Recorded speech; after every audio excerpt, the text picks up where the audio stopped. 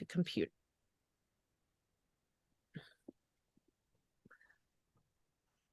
Welcome to this time together, Wise Women Intuitive Beekeeping webinar. My name is Mary Isis, and we're going to be dropping into some really wonderful topics involving intuitive beekeeping. And we'll hear from these 4 wonderful beekeepers of the island, or 3. I'm not a beekeeper yet. We've got 3 wise women here on the call, Allison, Jen, and Jenny, who all live on the big island of Hawaii and have been doing this work for many years. And we're going to begin this call with a brief meditation, just coming into our presence, coming into our stillness, and unifying our field here together.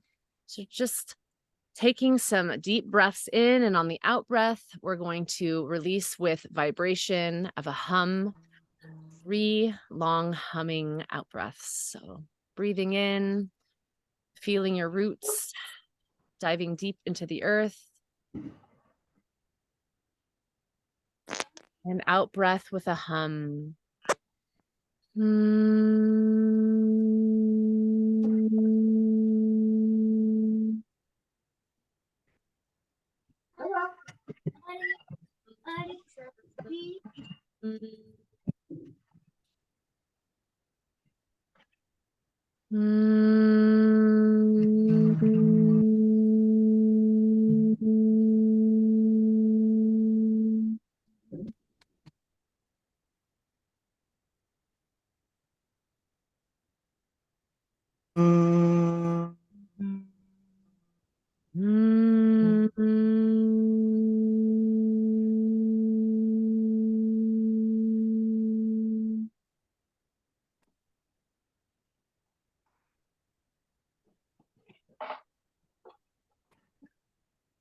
Allowing that vibration to bring you into a state of cohesiveness.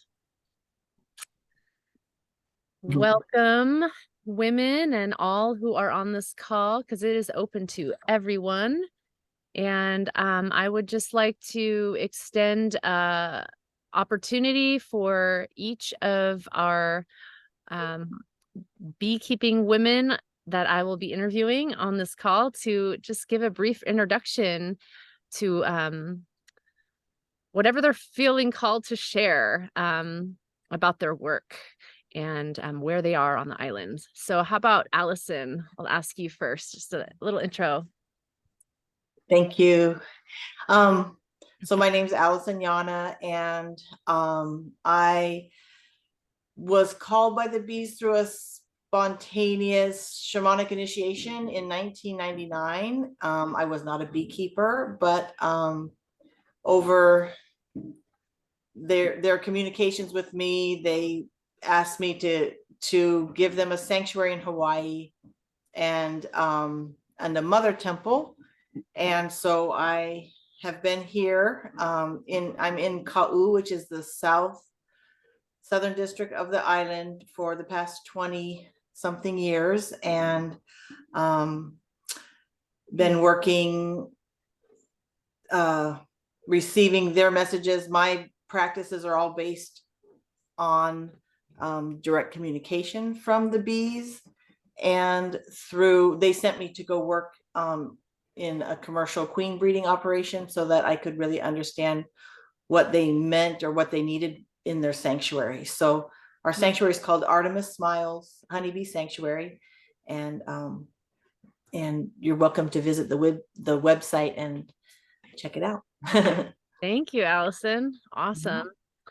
And Jen Rasmussen Lair, please tell us about yourself. Thank you. Well, I own Paradise Nectar Apiaries. I started it in 2008, and it's devoted to intuitive, treatment-free beekeeping. So my whole motto is about being sustainable and having gardens for bees, pollinator habitats, and really creating an ecosystem where bees thrive, which is mostly, I do a lot of education, not much of a salesperson, though the bees produce enough products that I'm trying. But you can check out our website and see a lot of our different offerings for classes and internships, like apprenticeship kind of stuff, things like that. And yeah, I just love bees. Thank you. And I loved visiting your farm last time for the last retreat. That was so magical, and getting to bring some honey back to California with me was a treat. Awesome. And Jennifer Bach, I would love to hear from you, who is the visionary behind the retreat as well. So tell us a little bit about yourself, and also about, what was your inspiration for creating the retreat? Sounds good. My name is Jenny Bach, and I have been a beekeeper for almost 20 years. I feel like the bees called me in, and I've just been listening ever since. I have been, I started taking care of bees, or learning about bees, removing wild colonies out of people's homes in my first experiences with them, then later translated to becoming a commercial beekeeper, selling products and so forth. I've transitioned out of that for the past 10 years, and I've devoted much more of my attention to education and creating a nonprofit program around educating youth, adults about bees, and training young beekeepers, farmers to become beekeepers, and so forth. What has inspired the retreat?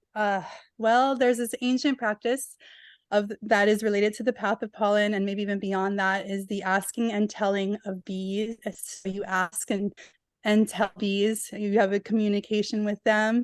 And in this process, they transmit or communicate with the keeper, the guardian.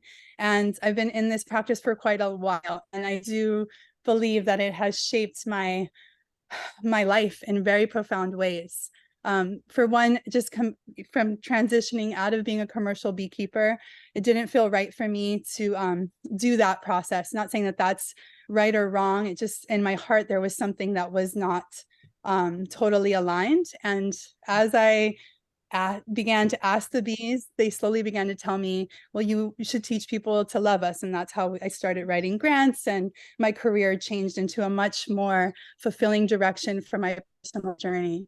So I continue to ask and tell the bees as much as possible. And in this process, they gave me a pretty clear message that we are undergoing a shift to the divine feminine. And that shift is going to really be amplified if we can follow as the bees do, because the bees are a divine feminine superorganism, and they naturally are prosperous in everything that they do. And they naturally bring fertility and abundance to everything they do in a very natural, harmonious way. So the inspiration really, honestly, I will say, came from the bees. And there is also this deep reenact the old ways of the Wise Women traditions combined with the Melissae traditions. And I think that is also on the next level of bringing the divine feminine into balance. And the bees are wanting more and more of this intuitive, gentle beekeeping. And so we're just trying to offer a place where women can have a retreat, healing experience for themselves, as well as a training experience of intuitive beekeeping. So yeah. Yes. Thank you so much for bringing it to reality. And yeah, I'm really excited for the next retreat coming up in October, because yeah, even for myself, who had never had any experience with beekeeping, getting to be a part of that last one, I learned so much. And then I know it just touched everyone who was involved with it. So I would love to just dive into this topic. What is intuitive beekeeping to you, and what is the special role that women especially play in this topic of intuitive beekeeping? And I would love for Allison to begin with this discussion.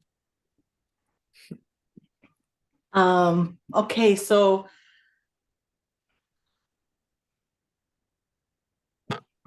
for me, intuitive beekeeping means opening yourself up and becoming vulnerable to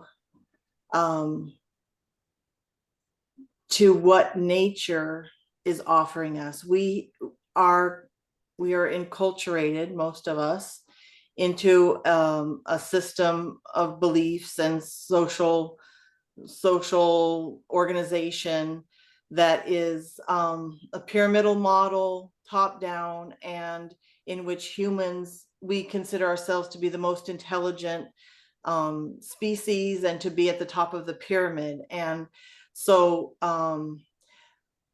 however, the experience of women and the experience of nature and the experience of bees and all of what we would call Mother Nature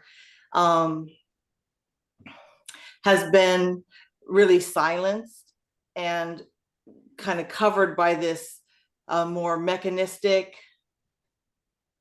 paradigm, kind of a soulless paradigm.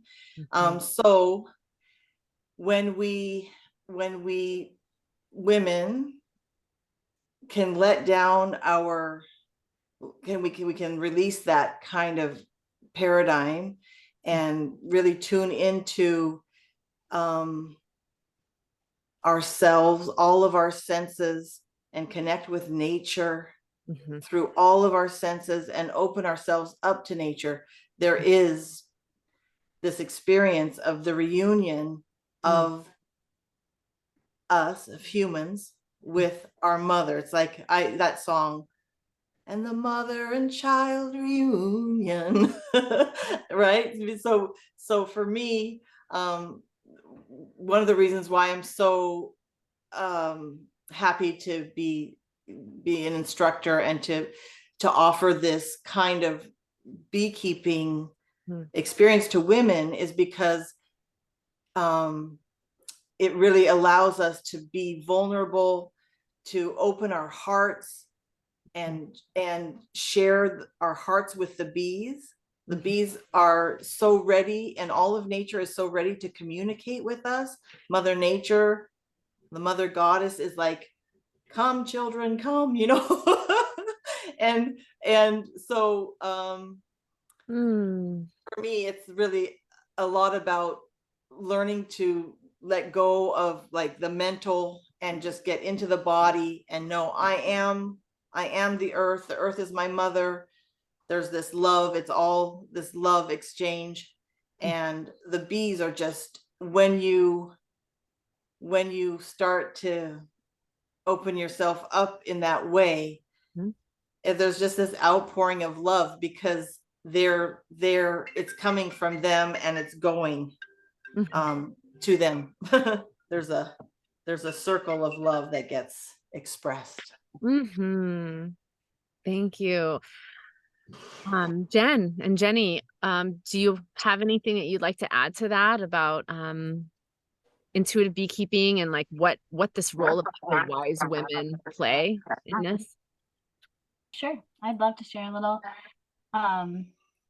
I first got into beekeeping really listening to them more and trying to be aware of their different pitches and tunes. And I found that the more that I was an observer and a listener, the more I could pick up on different changes in their energy, different ways that they would be expressive in their own way, whether it was aggressive or friendly. There's these different vibrations that they would give off that became very clear to me. And a lot of times we get in our heads, we try to make sense of what messages are coming through or where they're coming from. But I feel like intuitive beekeeping is just being open to being that channel of the messages that are coming through, to being ready to say, okay, I'm feeling that I'm supposed to do this thing for them. Like, I don't know why, but I'm going to do it because that's what's coming through. And that vulnerability and openness to receive those messages is really tapping into our intuition. And we have it in everyday life, like whether, you know, you're on the job or with a friend or in an activity, you use your intuition all the time. And it's that voice inside of you that says, this is it, this is what you need to do. And And a lot of times we question that, but if we allow ourselves just to be open, to be that messenger, to be of service, to be the vessel for the message to come through, then the outcome is always quite delightful. So for me, it's just about staying present, staying open, being in a state of surrender and acceptance rather than imposing my will or my way. Yeah, I can imagine just in these practices and working with the bees and continually listening, like your intuition develops more and more. And then you get to see the results and have it proven that like your intuition's on point Right. and that there is a communication going on. Yeah. Jenny, would you like to add anything to that? Yeah, I definitely echo what my fellow sisters have said, but it's, I guess, also what intuitive beekeeping is for me, there's such a industrialized way that modern beekeeping has kind of taken over the practices or common practices. And you can read many books and it's like, you have to requeen, you have to kill your queen, or you have to remove the drones if you kill the drones, if you want the mites out, and you have to use a miticide. And so there's these practices that are kind of ingrained in common beekeeping now. And people kind of feel like there's many times when I meet many older beekeepers, like, this is the way. And it never totally felt aligned or really what I wanted to do with the bees. So I guess it really comes down to that asking and listening aspects. They are energetic. They work within a unified field as a superorganism. So they're all collectively on this very sophisticated they're communicating with each other. It's very sophisticated. And I believe that as an intuitive beekeeper, when we remove the separate veil, the veil of the knowing and unknowing, like we can work in between the knowing and the unknowing, and that's like a place of infinity, it is a place of magic, then we are able to be in communion with their unified field. So when we remove that veil, we become literally an extension of them, and they are able to communicate what they want. And it could be a spiritual desire, it could be a physical, like, hey, I need this dirty comb removed, it has toxins in it, or hey, I want to clear your energy by stinging you right on your third eye. And or there's many different elements of this of what they may want or what we can become as an extension of them. Wow. Well, this leads me, sorry, the mosquitoes are buzzing around my face. This leads me to ask something that I'm really excited to hear about, a specific intuitive message that you feel called to share that you've received from the bees. And I would love to hear from each of you what important intuitive message that you have received from the bees. It could be like something particular or yeah, whatever you feel inspired to share. We'll start with Allison.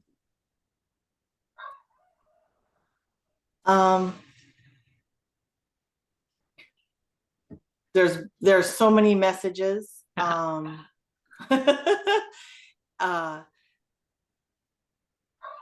To choose one,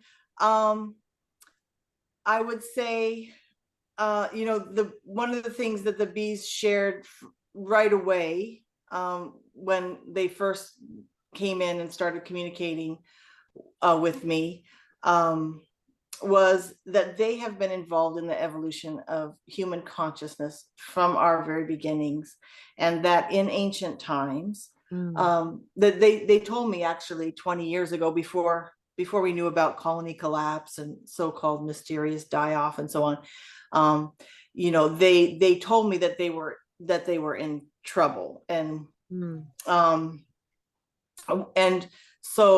and that they needed this sanctuary and so on, and they shared that they had, in ancient times, they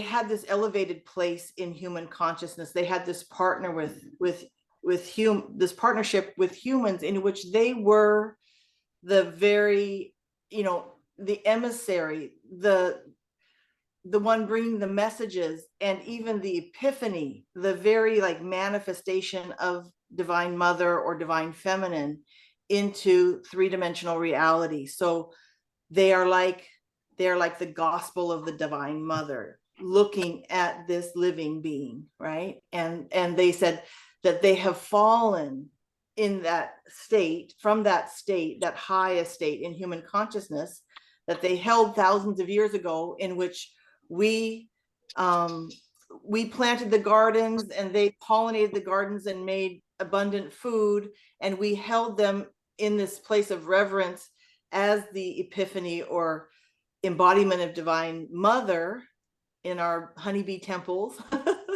all over the world. And they were able to then take that information, that consciousness that we had, and translate it into this sublime medicine for humanity. And they basically said, we have fallen from that place of being that elevated place in human consciousness, and we want you to raise us up again. We want you to raise up the queen, raise your own inner queen, because all of nature, from one of the things that they've shared with me, is that we humans are it's not human evolution or human ascension that's happening. It's Gaia's ascension. It's a planetary thing, and they're a model of that planetary of a super organism. They're like a little lesson, a little micro what do you call it? Just a small example, Yeah, microcosm. Yeah. Model of the bigger thing. And that we humans are, our role is to be the heart mind neural network of the planetary superorganism, and to reflect not just to the bees, but to all of nature, its perfection. So it's really, to me, what the bees are asking for is like the re-ensoulment of the world. Beautiful. And thank you for creating the temple. And I'd love to see more of these temples created in the planet. Yeah. Jen, yeah, it's happening. Jen, would you like to share a specific message you've received? Sure. Thank you. Well, like Allison, there's many, but I would say, going with the most recent things that are coming through for me, it's a lot about energy. You know, I hear people in the past speak about this, and it sounds all ethereal and just kind of like out there when people are like, oh, energy work, and I feel the energy in the room or something like that. It just sounds kind of foo-foo. But then when you really get down to it, if you open up a science textbook, it talks about the transference of energy from one thing to another, and then movement of these energetic fields. And so when I really look at what's happening in a beehive, when I enter, before I enter, after I leave, all of that is energetic transference in one way or another. And I do a lot of classes and things with people, like Airbnb experiences. So I bring complete strangers into my bee yard and share time over a beehive with them. And it's always a unique experience because they're all so different. But the one thing that's always the same is I have a rule, and I tell everybody the same rule, one rule: don't talk about bee stings when we walk into the bee yard, right? And every single time somebody does. And it's kind of comical in a way, because here I am, the one unprotected, and they're all suited up with their full gear. And they go, how come you're not getting stung? Or don't you ever get stung? And I'm like, hey, that word, like we said, not to say that word. And then like within 30 to 30 seconds, I get stung. Or there's this bee who's like, I'm going to sting you. And so because I see it happen every single time, it's too many times to say, oh, this is a coincidence, right? Like, this is definitely happening. And it's because we're manifestors. We're, you can call it casting spells every time you speak, if that's your, what terminology, but basically we are the weavers of our reality, and what we put out there energetically, whether it's in the form of words or thoughts or actions, it comes back around. And so I think really for me right now, the role that I see the bees putting me in is to be that energy worker, to hold that space, to allow people to have a peaceful and loving experience with honeybees and with nature, with animals, but also remembering that you're going to be in charge of that experience. Like, if you let fear and control and these things come into your consciousness, then you're going to have a different experience. And so it's really about bringing up our vibration, you know, higher, like raising that energetic experience to a higher level, to where we don't feel the need for fear, the need for judgments, or, you know, comparisons, or any of those things. It's really about the connection and the unity and that shared consciousness. I witnessed you in that total fearless, loving state years back when we did the dance of the Melissa. Yeah. And for those watching this, I highly recommend look that up on YouTube. We created this beautiful dance. Yeah, and Jen just courageously had the bees like come all over her with the queen. She had the queen, and the bees just gathered like a heart on her chest area. It was the most magical, one of the most magical experiences I've ever had, getting to witness that and be a part of that. Yeah. Thank you for encouraging that, to release the fear around bees. It's true that a lot of people have this fear, but when you radiate love and that energy, yeah, you're not going to get stung. And if you do, it's medicine. And if So you it's do, it's changing the medicine. mindset, you know, like not like, oh, I'm gonna get stung, but like, hey, I must have needed it there. That's right. Yeah, just like you say, two sides of the same coin. The honey and the nectar are, I mean, the honey and the venom are two sides of the same bee. It's all love. Yeah, and they read your energy. Absolutely. They know what you need. Jenny, did you want to share a message that you've gotten? I mean, I know you've already got the message to create the retreat, but is there anything else you'd like to share? Yeah, well, just bringing up that about stings just brought to my mind that, you know, the stings, and in the lineage of the Melissae, is that the stings are transmitters, and they have their own medicine, and they actually have their own communication. And I really do believe that when we embrace the stings, for one, we lose the fear a little bit more, because we embrace, like, okay, this could happen, and I'm surrender. I'm not separate, I surrender.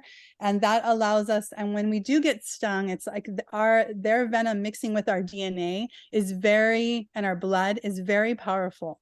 And I really believe that a lot of the way that I've learned how to beekeep has come directly from their stings, and that is its own medicine, and it has its own way of like clearing your chakras and really making you more of a vessel to be maybe more of an intuitive seer and things like that. So just on that level, since we're talking about stings, we don't encourage stings at the retreat or any of our trainings, but I know there may be some beekeepers on here, and I just want to maybe be that voice that the stings have their own message as well. So there is one message I have been hearing from the bees for quite a while, and it keeps kind of coming through, is that the way that we farm and really live on this planet, especially in our first world countries, and it's just not working. And it's really, we are also seeing the same practices, this industrialized farming systems on the bees, like I explained earlier,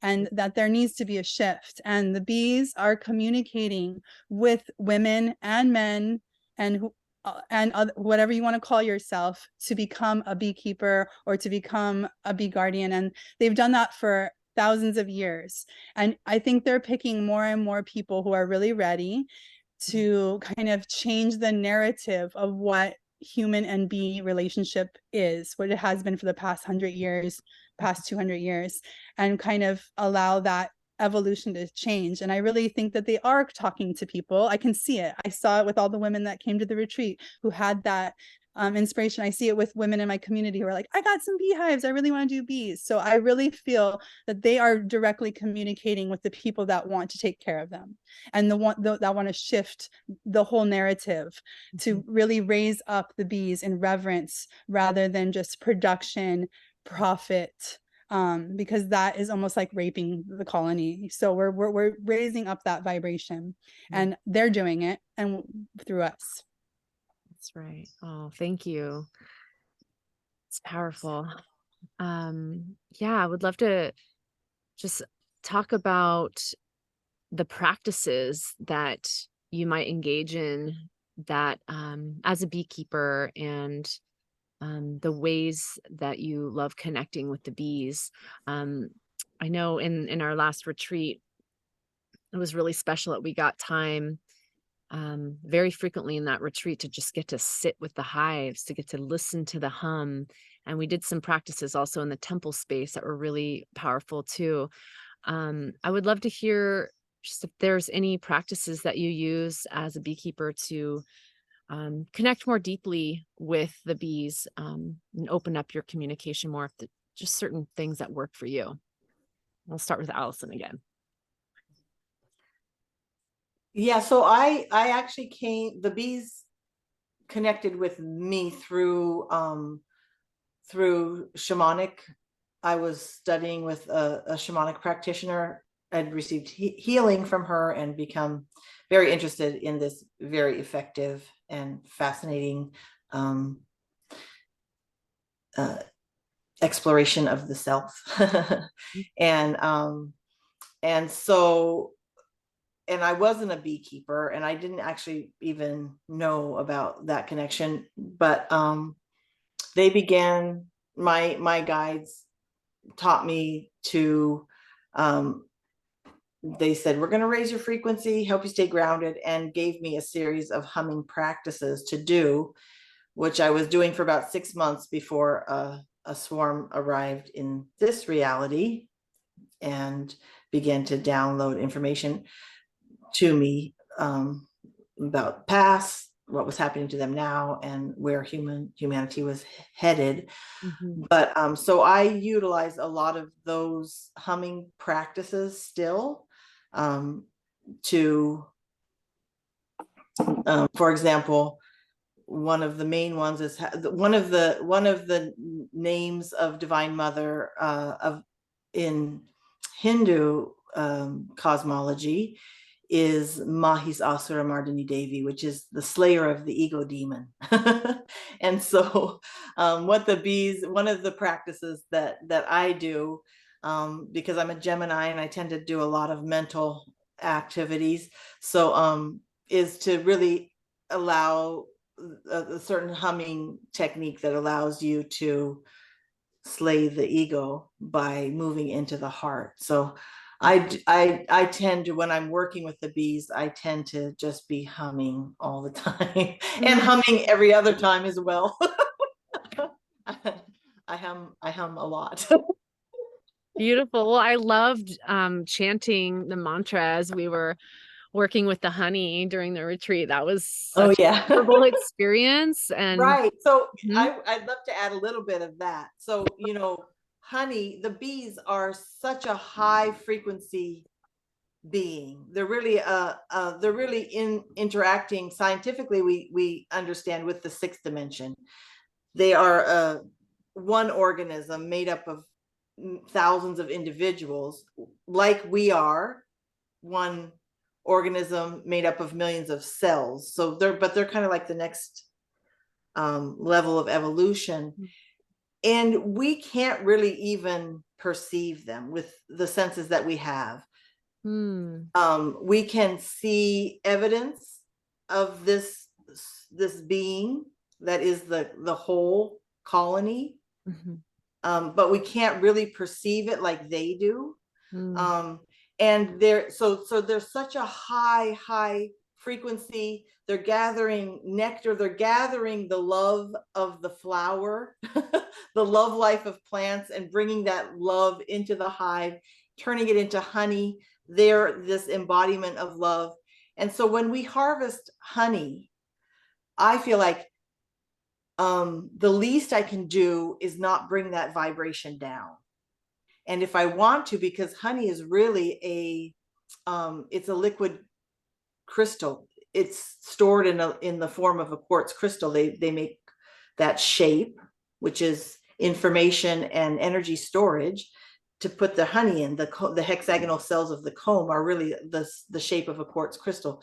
So honey is like, you can actually program honey like you can a crystal. So when we harvest honey, here at the sanctuary or in bee school or at the retreats, I like to share ways that we can even add more love, more more energy to that honey beyond what the bees have created, which is already this incredible, from biological information to the highest consciousness. You know, they've already put it into the honey. So the least we can do is not lower that frequency. That's, I like to chant mantras or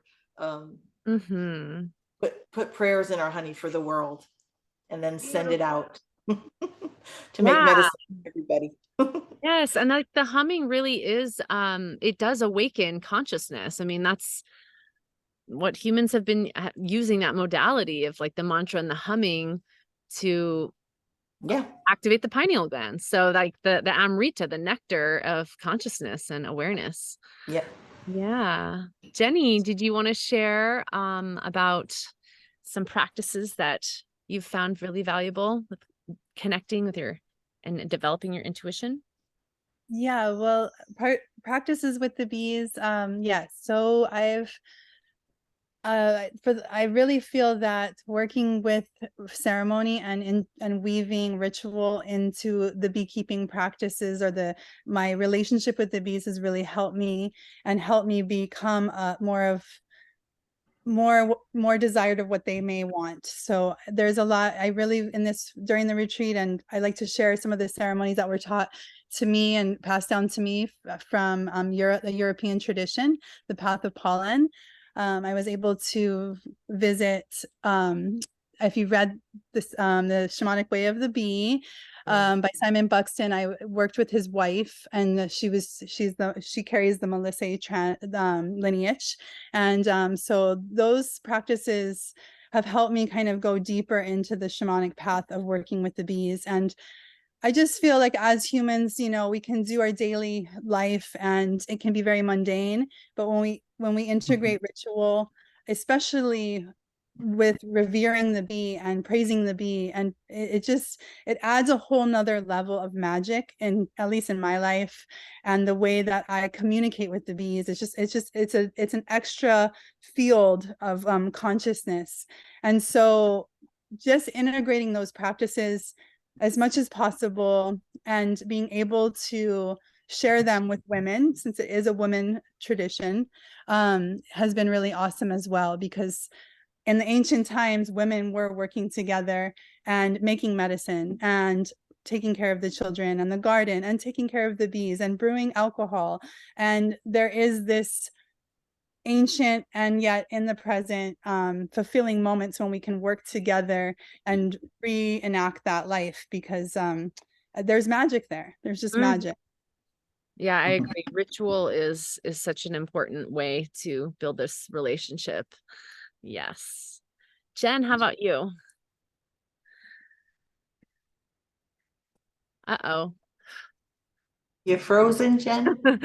Looks like we got a little connection issue there. Let's see.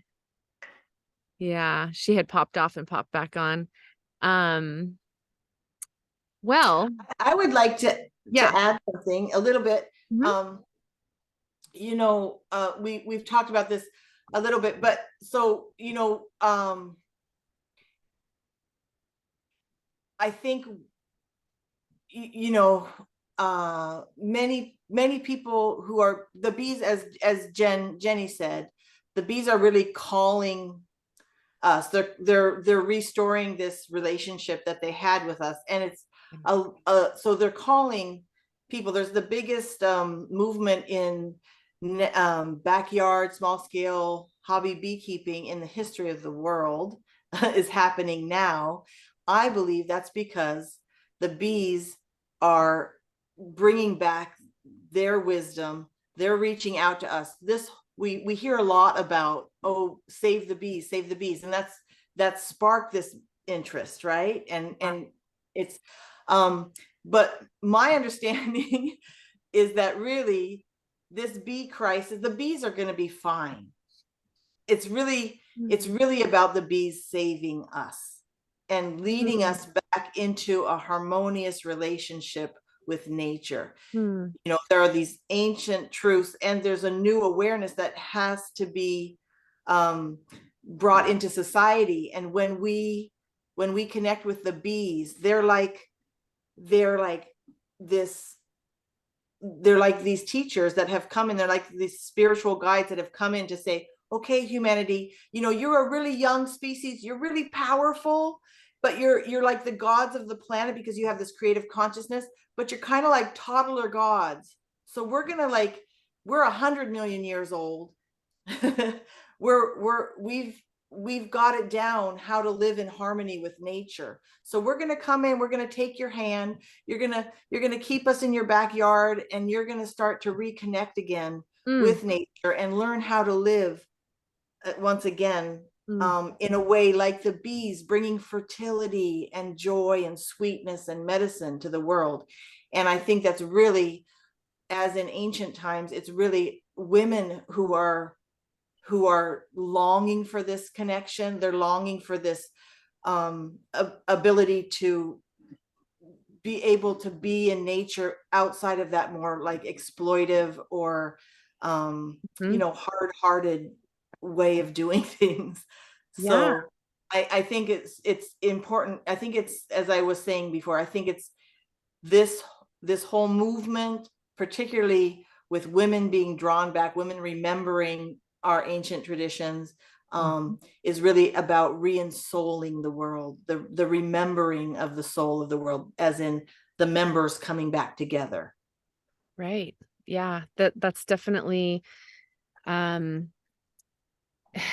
of this reawakening and re-empowerment of the divine feminine, and this kind of segues into what I wanted to talk about specifically with the wise women traditions, and just how women were persecuted for so long, and how there's a part in us that, so some people have asked, like, well, why isn't this retreat offered for men? Like, how come it's just the women?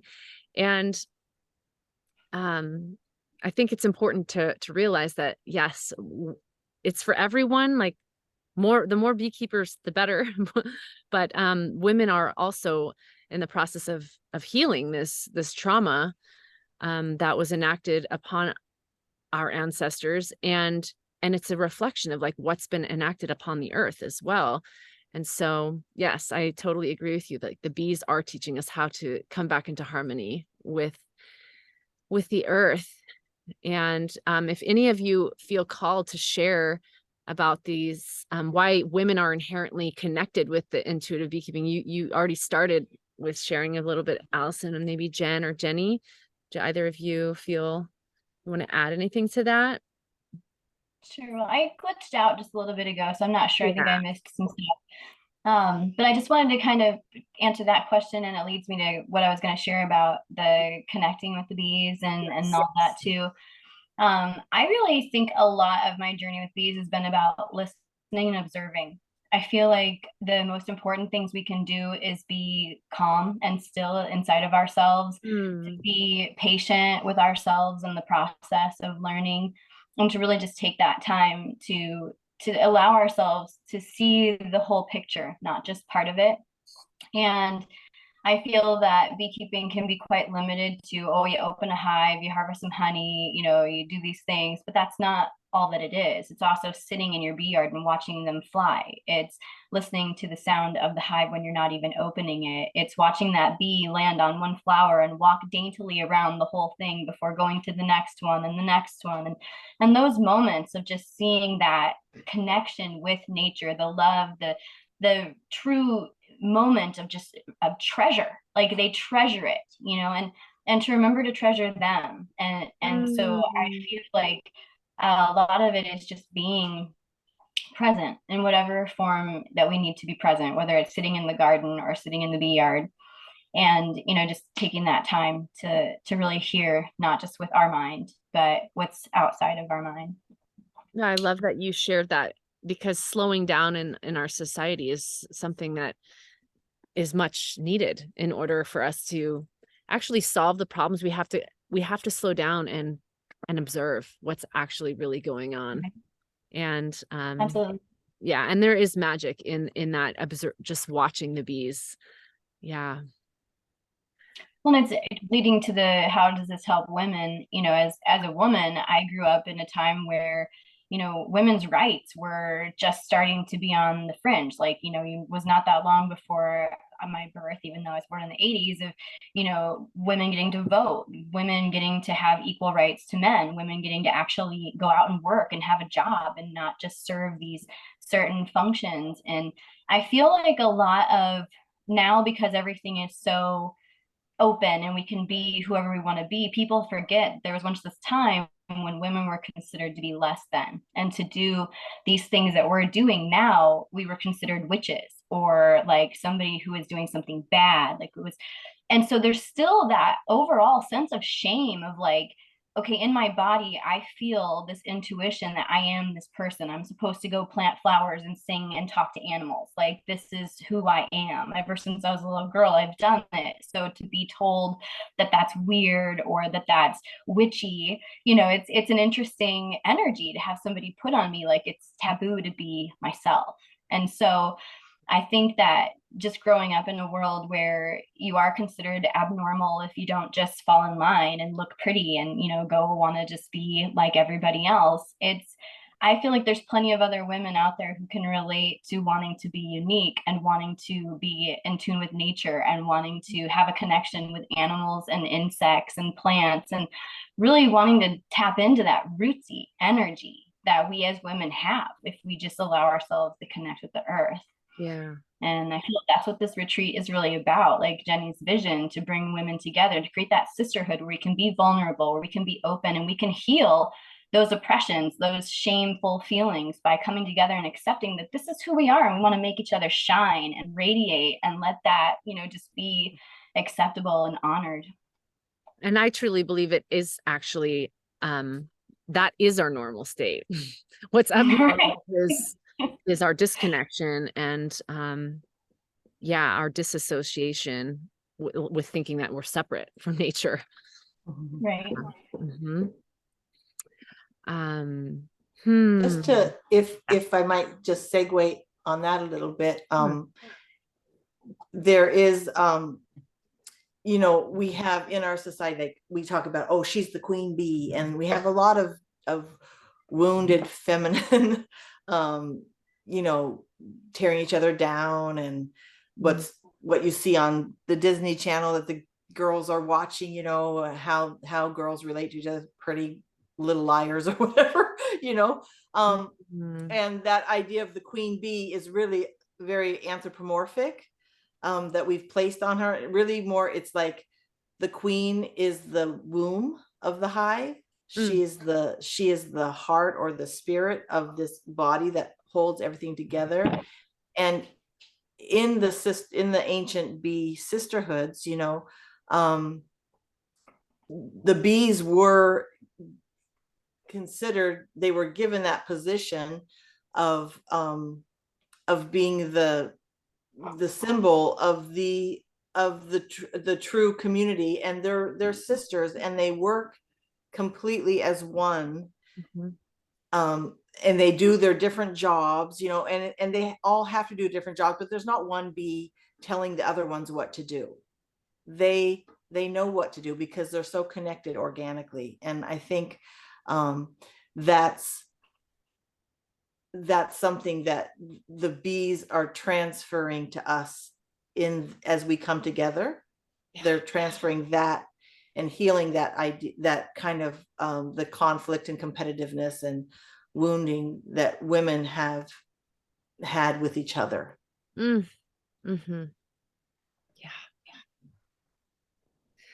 Thank you. Yeah, and that's kind of what I was going to get to, was asking, like, why is this retreat especially powerful and healing, transformative experience for women? Or like we're using the word womb havers, which is a new term for me.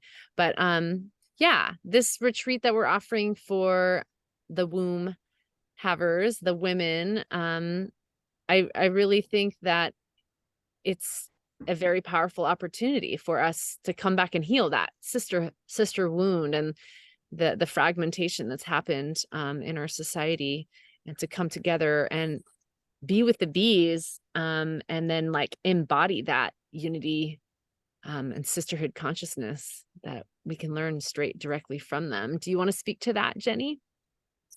Yeah, there's we have we have a retreat coming up in October 16th. It starts in Pune.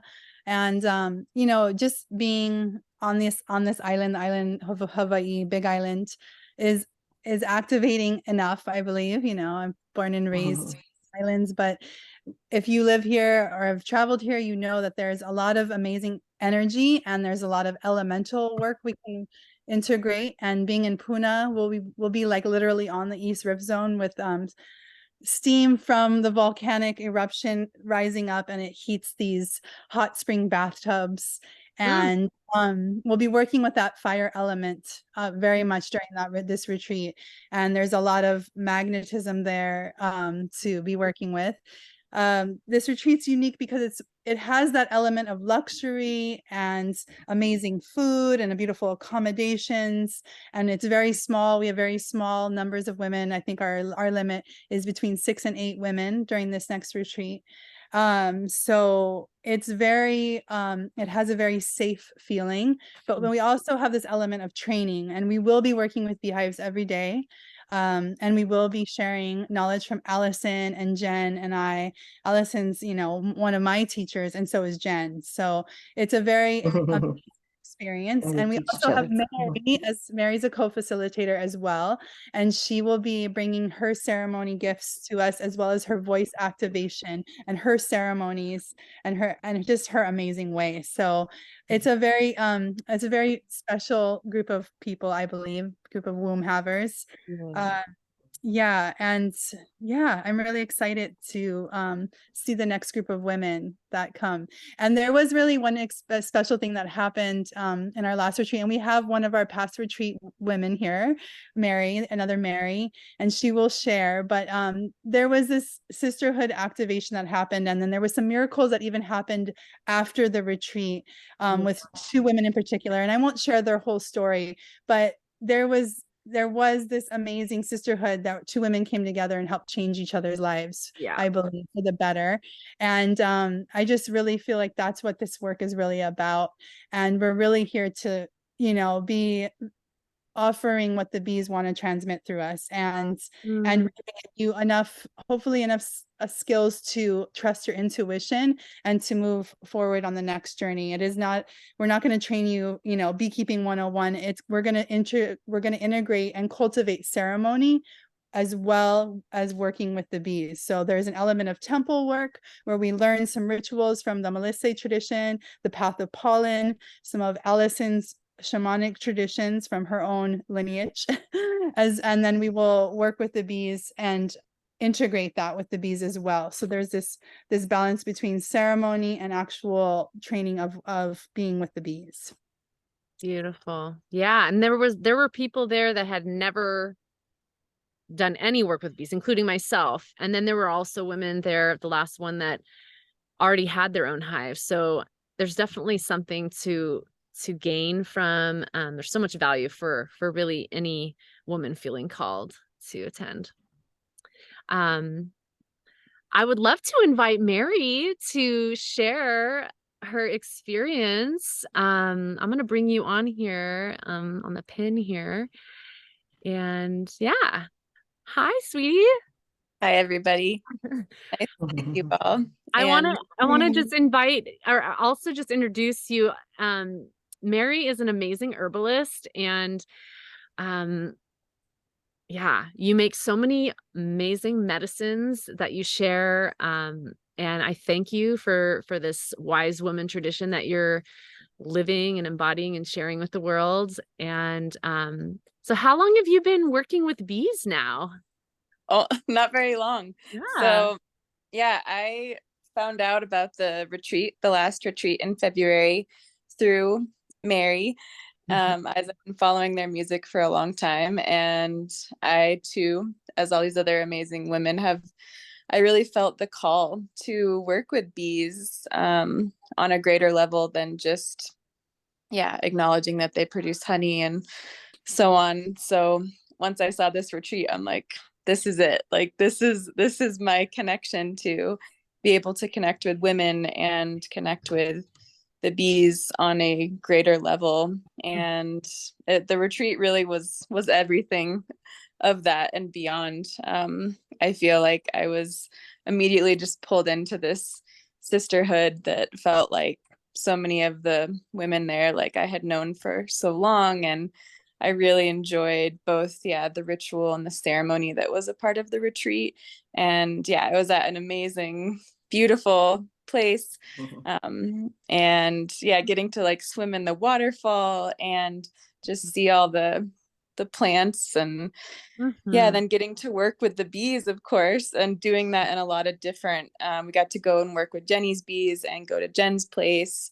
And that was also my first time, just like, Mary, really getting into hives and seeing the queen and seeing things other than what I had read in books. And then I came home and just dove straight into getting two hives, and I've learned a lot of lessons along the way. And I think it's the calling and the connection is calling me back consistently to my intuitive self and to really listening. So it's I'm already receiving lots of messages and attuning that to my own self. So it's been really beautiful. And I think I'm coming back to Hawaii in February for the couples retreat with my partner. So that's exciting. And I'm so happy to be connected to all of you. So happy to answer any other questions that people may have about the retreat, but definitely one of the highlights of my life thus far. So Aw, yeah, same here. Does any of you other women, do you have anything you'd like to ask Mary? Or anything to add? Well, I just want to thank you for reaching out when you had questions, because that's one of the things I feel is really that we all want to offer is that ongoing support, so it's not just about a retreat and then there you go, you're off on your own. It's really about that connection to keep the sisterhood alive. And of course we have the WhatsApp thing so we can stay connected, but I really feel like, reaching out the way that you have has been an excellent way for us to really feel like we can be of service and keep that intuitive connections alive. And I want other women who come in the future to know that we're here as that resource. You don't have to go it alone. You always have somebody who cares, who wants to be there to have those conversations and make it easier for you. And I mean, I think that is definitely a huge thing. Like I haven't been able to participate on the WhatsApp as much, but every now and then I'll like check in, and it's amazing to see that so many of the women are still connected. But when I had a recent thing happen with my bees, I like reached out to everybody, and Allison was able to like literally like she answered the phone and talked to me within, I don't know, like 10 minutes of me being in this state of panic. And then I talked to Jen the other day, and it feels really good to be able to like just have mentors and have connections, especially that are women, because I'm very far away from the Big Island. I live in Northern California. And most of the beekeepers where I am are men, and they're commercial beekeepers, which again, they're doing their thing, but like it feels really good to have a community there. So thanks for adding that, Jen. I agree. And hopefully what you've learned and what you're practicing will ripple out and make an influence on these commercial beekeepers too. That's definitely, or at least provide a haven for the bees. That's one of the things, like we hear a lot of, to really remember who we are, that we're these sovereign divine beings, as humans, but like and it's hard because of all the stuff that's piled on top of that helps us to forget our sovereignty and who we really are, divine blueprint. And when we work with the bees in the way that we do as sacred beekeepers, as spirit-centered beekeepers, we're actually providing a place in the consciousness of the bees, for them to remember who they are, right? Mhm. For them to really remember their divine blueprint, their sovereignty. Because I know, that was one of the things that one of the trainings that the bees put me through was having me go work for an industrial queen breeder, which is where most of your queens come from in California and all over the North America. And so, and it was difficult, because it's a whole different way of doing of approaching them. And but they were like, I was like asking them, like, why do I have to do this? It's so painful to see. It's so painful. It's like, somebody who reveres cows going to work at a feedlot, and Mm. so, but they're like, we need the love. Like, we need somebody here who really can love us and can see us and to remind us, Mm. of who we are. Wow. So by us those of us who want to keep bees in this way, we're actually not just, the bees aren't just helping us to raise our consciousness, we're actually helping them to remember their divine nature as well. Yes, yes. There's the reciprocity. All over the world. So even there in California. Mm.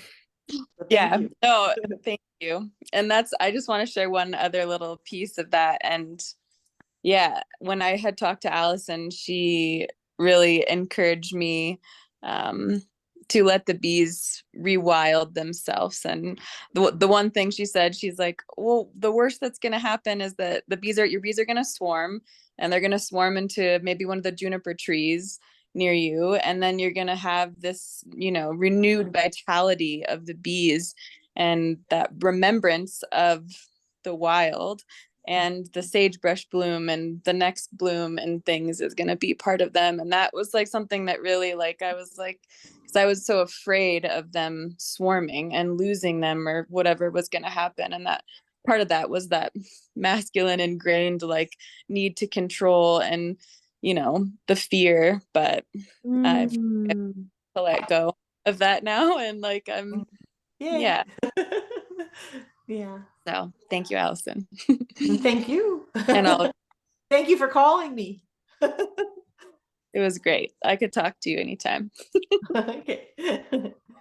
Well, this has been really, really wonderful. I'm so glad we were all able to come on together, and I hope we can do this again. I think this is an important information to be putting out there, more than information, but like energetically too. Like, I'm feeling shifted energetically just from this call, from when I started. So thank you all. I would love to share the little video I made, just a little like window into our last retreat. And before I do that though, just any last words. I know that Jenny, we were going to be having like an offering till the end of August, like reduced pricing for the retreat. Is that right? Yeah, we're gonna there's a early bird special for both of our retreats. We actually have one in October 16th, and then another one that begins on January 22nd. The one in October is in Puna, like I said, and then the one in January retreat will be in North Hilo, Hakalau. And that element is more of the waterfall. We have waterfalls on the property, and it's also very special. So those two are open, and these are both of the initiation courses, we're calling them. It is the first course, and then we are offering a second course in 2024, the Melissae archetypes and the hidden veil. And that's going to go, in order to go to into that course, you need to at least attend one of our initiation courses or work with us here on the Big Island, because there's some fundamental work that we want you to get in some of the ceremonies, and also hopefully some work with your own bees. And then we can come back for an 8-day retreat in 2024, where we really get into the Melissae archetypes and yeah, and a little deeper dive into shamanic beekeeping. So for the 2 upcoming initiation courses, we have a $500 reduction sale. So that's for the full month. And yeah, Till the so end of August. Yes. yeah, till the end of August. Cool. And we only have a few spots. Like I said, we're only accommodating 6 women for the October retreat. And that includes your own cabin, your own kitchen and bathroom and deck. And then there's the hot spring bathtubs. There's 2 on property and a cold plunge. Oh my And gosh. and bees and a beautiful nature trail. It's a really special place. Mm. We also have payment plans, and we have possibly one person secured to help us in the kitchen. She's on this call, I think. So we're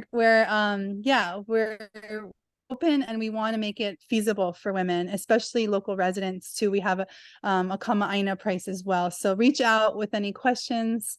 We want to make it work. And you know what's really amazing too is that there is a price for it, because we have to pay for the center that we're renting and organic gluten-free catering and so forth. So it is a retreat in that energy. But we had a few women who were like, I don't know how I'm going to pay for this. This is expensive, or whatever that, that thought pattern was. And then all of a sudden things just manifested, and they're like, oh my God, it's here. I'm going. And so Right. I want to offer you that magic of manifestation can really occur. And that is also a part of this path. So be open and receptive if this is where you want to go, and the bees will work it for you. I really believe that can happen. And we saw it happen with a number of women at the retreat where didn't know what was going to happen. So yeah. Thank you. Well, before we go on too long, I do want to show this little video, and just know that you can reach out to contact us if you have any more questions at info at what's the email again, Jenny? Info at wisewomenbeekeepers.com. Wise Women, WOMEN, wisewomenbeekeepers.com. Okay, great. And then the website, the contacts there too. Okay. And without further ado, let's see how I can do this. Advanced sharing up, share screen. Okay, I've never done this before. So share Safari. Here we go. Here's the little video.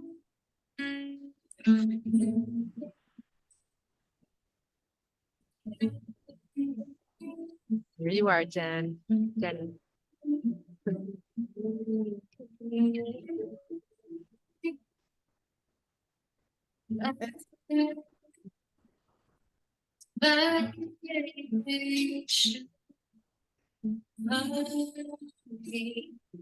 On the wings of the honeybees, Priscilla. Sweet.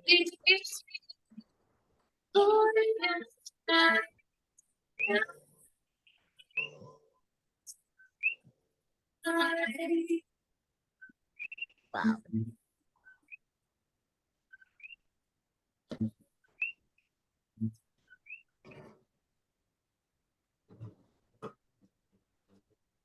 Scary.